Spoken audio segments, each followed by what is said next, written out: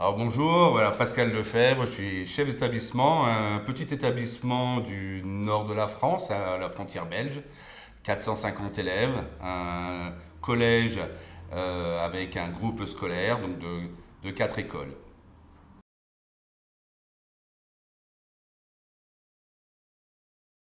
Alors tout a commencé par un projet qui est le projet d'établissement. Au départ, nous avions l'idée, la volonté de pouvoir développer tous les outils possibles pour nos élèves, et particulièrement pour nos élèves à besoins éducatifs particuliers. Nous avons mis en place les iPads au départ, et ça nous a permis, par la suite, justement, de développer un dispositif Ulysse au sein du collège.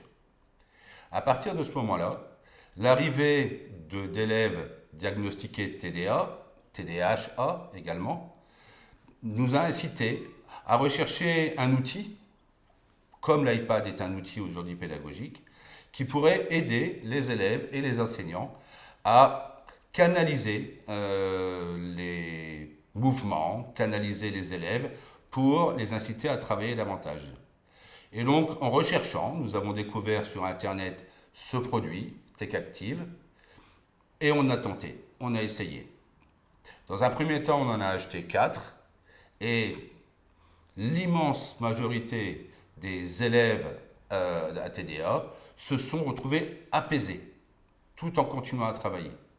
Et non seulement ces élèves à besoins éducatifs particuliers, mais on s'est aperçu également que ça a eu un impact bien plus important que sur les élèves à BEP. Tous les élèves. Rester 8 heures assis sur une chaise, effectivement, c'est compliqué. Et certains élèves, qu'ils soient à besoins éducatifs ou élèves lambda, ont besoin de bouger. Et donc, l'année suivante, grâce, on reviendra peut-être dessus, à des soutiens comme l'association des parents d'élèves, l'APEL, on a pu en acquérir à nouveau 6. Et l'objectif aujourd'hui, c'est de développer et de déployer ces vélos bureaux dans toutes nos classes, de façon à pouvoir permettre à tous les élèves qui en ont besoin à un moment ou à un autre dans le cours, de pouvoir s'approprier cet outil.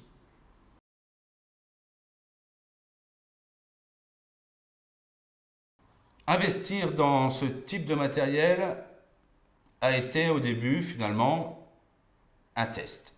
Nous sommes dans un établissement de gourmandise pédagogique où on cherche toujours différents outils et donc on a testé le vélo bureau. Cet investissement est apparu très vite très rentable, tant au niveau pédagogique que même au niveau de la gestion de classe. Et donc ça a été très très intéressant.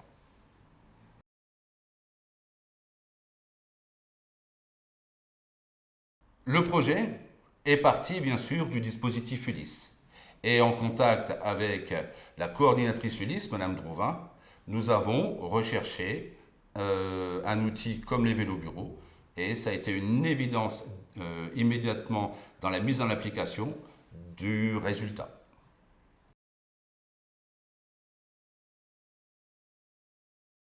Alors, est-ce que ça se ressent sur le résultat? Je pense que ça se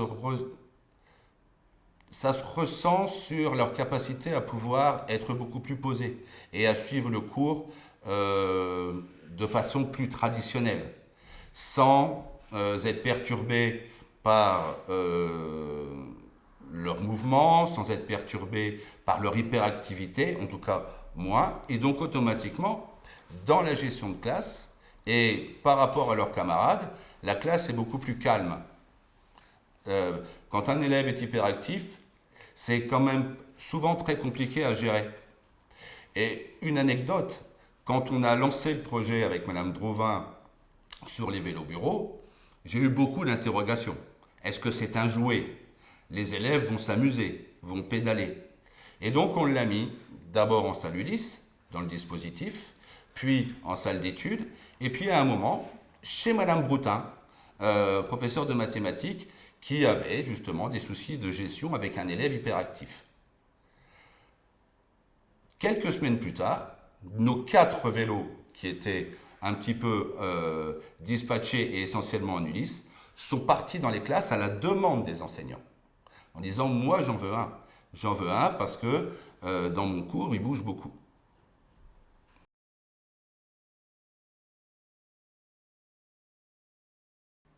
Ça, c'est un effet auquel on ne s'attendait pas. C'est-à-dire on a acheté ces vélos bureaux essentiellement pour nos élèves hyperactifs ou nos élèves aussi qui avaient des troubles parfois un peu autistiques. Donc de pouvoir se retrouver tout seul sur son vélo pour pouvoir se concentrer. Mais d'autres élèves ont voulu aussi utiliser ce vélo. Parce que finalement, tout un chacun a besoin de bouger. Et donc, aujourd'hui, on est à un vélo bureau par classe. J'ai des demandes, à la fois des élèves, mais aussi des enseignants, de pouvoir mettre plusieurs vélos bureaux dans les salles de classe. Voilà, donc c'est quelque chose que l'on va faire au fur et à mesure des années, puisque c'est effectivement un investissement, mais qu'on pourra développer un peu à la fois.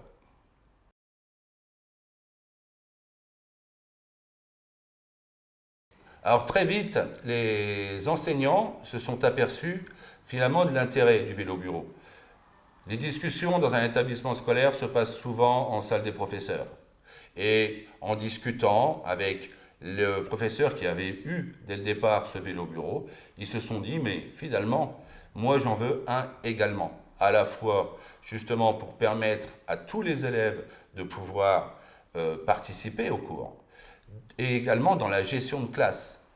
Un élève qui bouge un petit peu, qu'il soit élève ABEP, TDA ou un élève lambda, perturbe le cours. À partir du moment où il a cette possibilité de pouvoir se canaliser lui-même, ça a un apport très très important.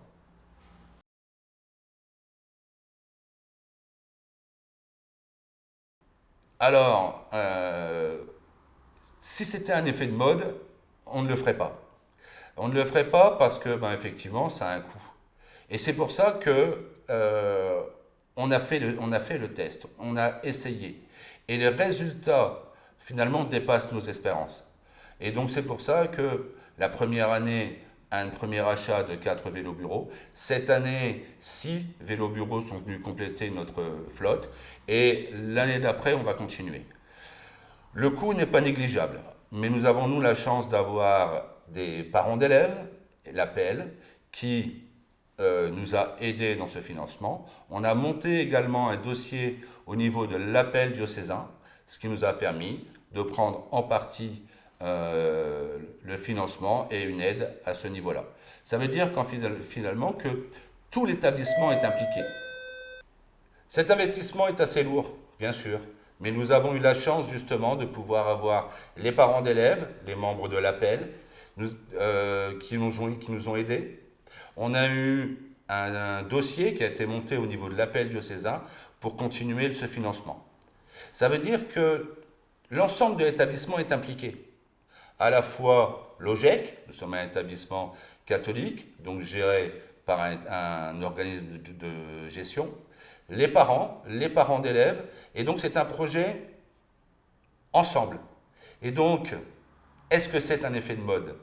Non. Si c'était un effet de mode réel, je pense que chacun des parties prenantes aurait à un moment dit l'investissement ne vaut pas le coup. Et aujourd'hui, d'ailleurs, de cet effet de mode, qui pouvait sembler au départ, j'ai beaucoup de collègues qui viennent me voir, qui viennent visiter, qui viennent comprendre comment ça fonctionne et quel est l'intérêt de pouvoir investir.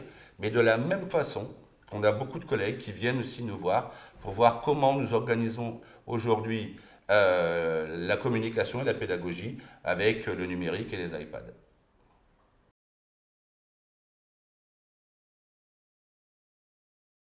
Oui, je pense que ce n'est pas un investissement euh, anecdotique. C'est un vrai investissement. L'enseignement catholique fait aussi de l'inclusion scolaire son cheval de bataille.